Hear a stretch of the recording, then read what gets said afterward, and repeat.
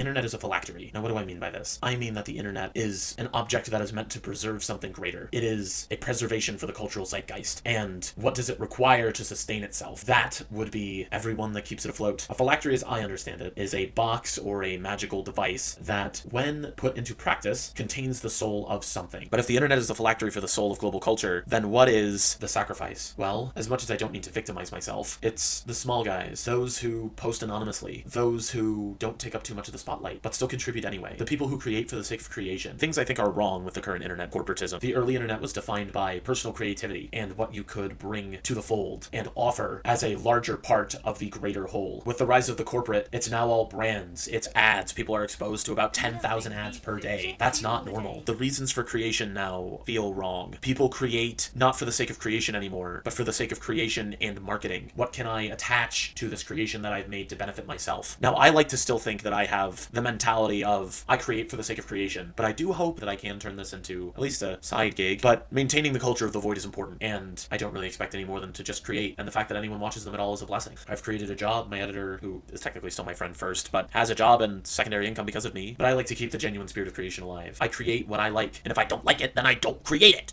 I don't know how I could gloss over the corporatization of the internet without mentioning the rise of AI and literally everything. It's all stupid. It's all giving people psychosis. It's teaching people not to think for themselves anymore. It's teaching people to take the easy way. And its infestation in everything is just really a downer, especially when I look at, oh, who's covering Francis E. Deck on the website? Oh yeah, it's just a bunch of AI scrape bots. The second I feel is the oversharing, and this is coupled with the observation of the internet. So many people post their entire lives on the internet, so much so that you could effectively live through their eyes if you were to follow everything they posted. I feel the third reason is just the collective memory of the internet is so short, especially when time is measured in milliseconds. You can keep up to date on stocks, you can keep up to date on news, you can keep up to date on anything, but that information overflow, your brain can only handle about 7 things at once. So what does that mean for the collective memory of the internet? It's only about 2 weeks long. Who remembers Too Mad or Etika, Stampy, Sky Does Minecraft? Those people you used to watch when you were kids? Those people you used to watch but just disappeared one day? Posting clips you couldn't find anywhere else? Compilations of, your Family Guy funny moments? What's it for now? So you can plug some brand deal? Raid Shadow Legends? It feels like the genuine creatives are gone, or at least not getting the recognition that would have been different on the early internet. All of these things where you could personalize your internet. What happened? How did we allow it to get here? Why are we not saying anything? Why does everything refuse to change? I apologize, but I just wanted to throw in my 2 cents. I feel the internet is made to sustain a hierarchy, and I'm not a big fan of it, but I'm generally hopeful. I believe that everything will be alright, and if you do too, if you believe that things will truly be better in the future, it'll make things easier now. That's the mentality you gotta have, along with the culture of the void. Remember that it's okay to be nothing. It's okay to create for the sake of creation, even if only a handful of people see. And that goes for me too. I need to remember that I am not exempt from universal constants, and you aren't either.